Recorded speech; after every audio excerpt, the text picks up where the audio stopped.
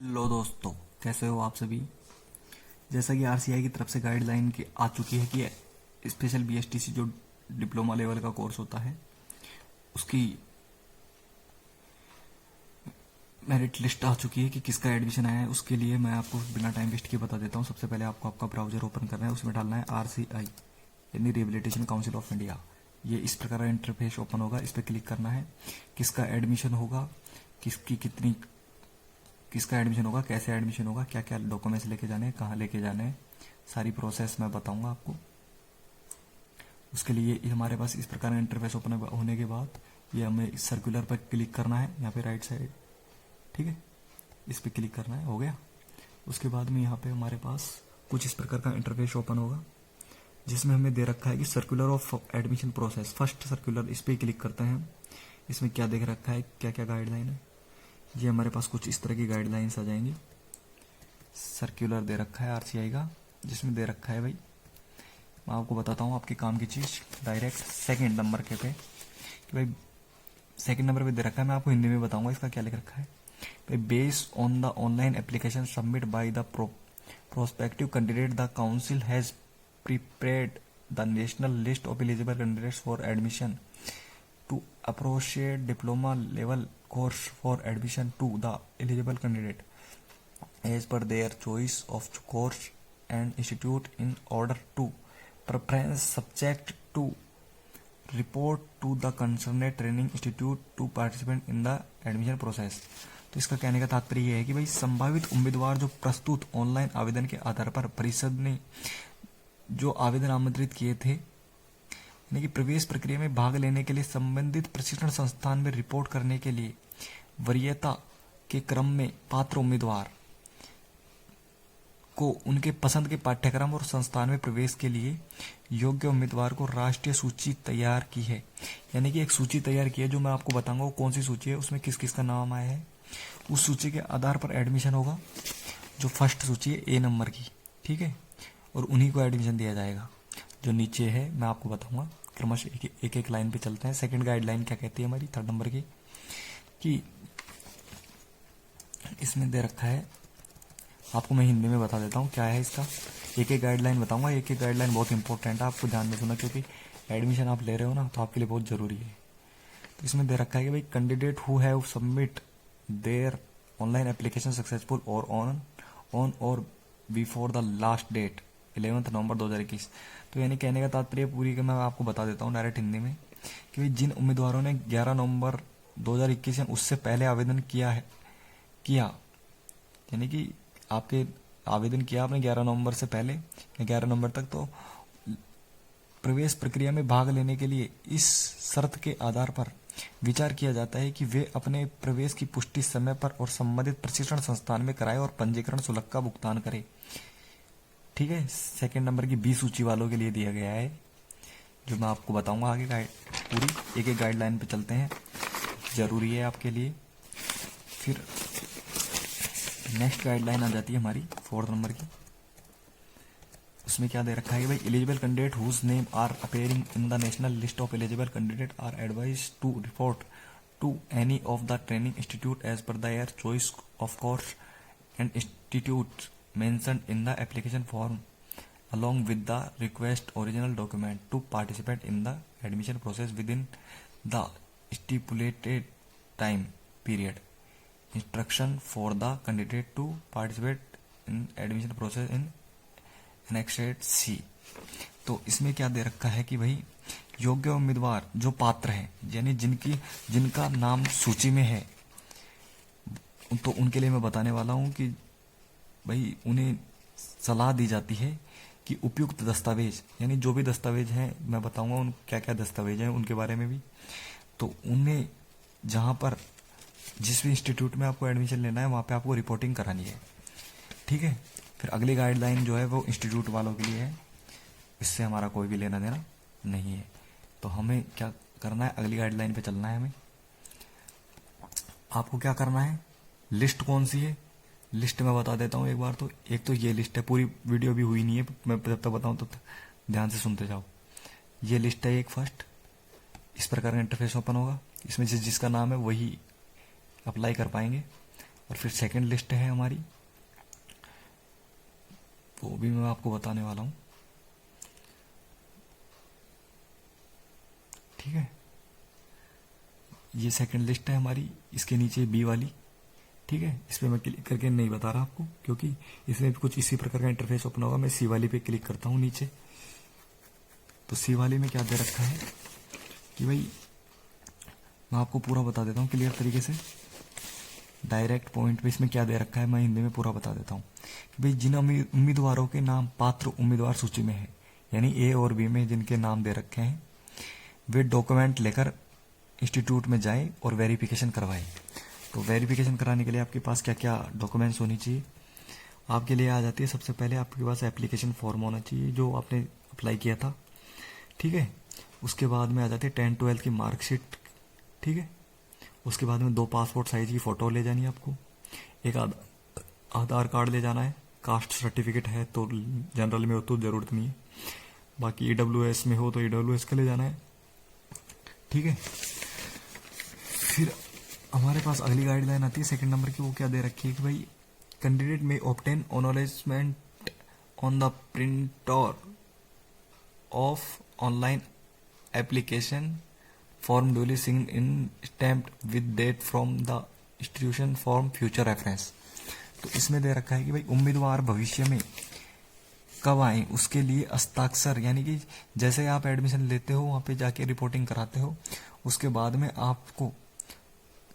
आपको जो ऑनलाइन आवेदन है उस पर आपको उसका एक प्रिंट आउट लेना है और उस पर हस्ताक्षर और मुहर लगवा करके आपको ले आनी है, वो इंस्टीट्यूट वाले आपको देंगे। ठीक है, कि भाई आपने यहाँ पे रिपोर्टिंग दर्ज कराई थी, ये एक प्रूफ हो जाता है आपके पास में।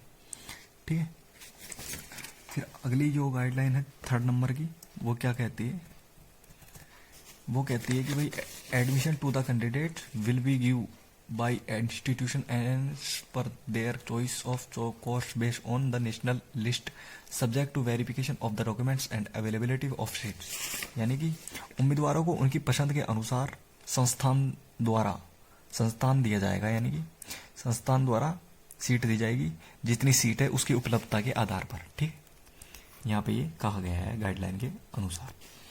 फिर अगली जो हमारे पास आ जाती है कि भाई फोर्थ नंबर की गाइडलाइन कि भाई once provisional admission is giving by the training institute the candidate will not allow to change the course under any circumstance. यानी कि एक बार अगर आपने कोई कोर्स में एडमिशन ले लिया तो उसके बाद में आप कोर्स का नाम चेंज नहीं कर सकते, यानी कि दूसरे कोर्स में नहीं ले सकते। आप पहले ही चूज कर लीजिए, आपका फर्स्ट टाइम में चेंज करना चाहो तो आप कर सकते हो, लेकिन अगर आपकी पूरी प्रक्रिया हो जाती है उसके बाद में आप चेंज नहीं करा सकते। ठीक है, ये मेजर पॉइंट है ध्यान में रखने के लिए कि अगर आप कराना चाहते हो तो पहले ही करा लेना, अगर आपकी प्रक्रिया पूरी हो गई तो फिर आप दोबारा चेंज नहीं करा सकते बाद में। ठीक है, तो मैं आपको रिकमेंड करूंगा आप VI में एडमिशन ले, अगर आप मिल जाता है तो ये आपके बहुत बेनिफिट है, क्योंकि VI में कट ऑफ भी कम जाती है हर तरह से अभी तक, और स्टूडेंट भी इतने ज्यादा नहीं है, तो जरूरत जितना ज्यादा रहेगा, जो जितने करेंगे उतने बेनिफिट आपके लिए मिल जाएगा। फिर आती है हमारे पास नेक्स्ट गाइडलाइन फिफ्थ नंबर की, प्रिस्क्रिप्ट कोर्स फीस मैक्सिमम 40,000। यानी कि कोर्स की अधिकतम फीस जो मानी गई है RCI की तरफ से वो 40,000 मानी गई है, और उसकी रिसिप्ट आपको ले लेनी है, यानी कि फीस जमा कराने के बाद आपको रिसिप्ट जरूर लेनी है, आपके पास प्रूफ हो जाता है। फिर नेक्स्ट गाइडलाइन आ जाती है हमारी 6 नंबर की, वो क्या कह रही है कि भाई जिन उम्मीदवारों ने सूची में, यानी कि बी में जो सूची नाम दिख रही है उन्हें पंजीकरण का भुगतान करना होगा।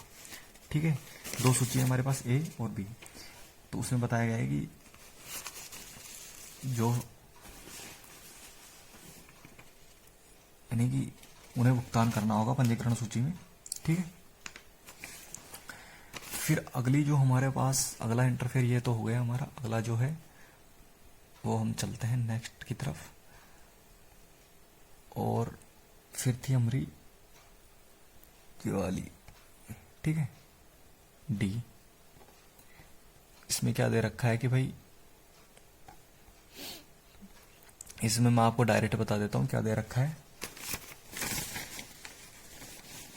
कि भाई इसमें ये दे रखा है कि भाई अंतिम प्रवेश उन्हें ही दिया जाएगा जिनका नाम लिस्ट में है, यानी लिस्ट के अलावा अगर कोई भी रिपोर्टिंग कराता है तो उसका एडमिशन नहीं होगा। सबसे पहले एडमिशन उन लोगों को मिलेगा जिन्होंने जिस कॉलेज का नाम चयन किया है, ये बात ध्यान रखने योग्य है, ठीक है। उसके बाद में अदर पर्सन आएंगे, और जो जितनी जल्दी एडमिशन कराएगा उसके लिए उतना बेनिफिट होएगा। अब आ रही है अपनी मोस्ट इंपॉर्टेंट काम वाली बात, तो उसकी तरफ हम चलते हैं।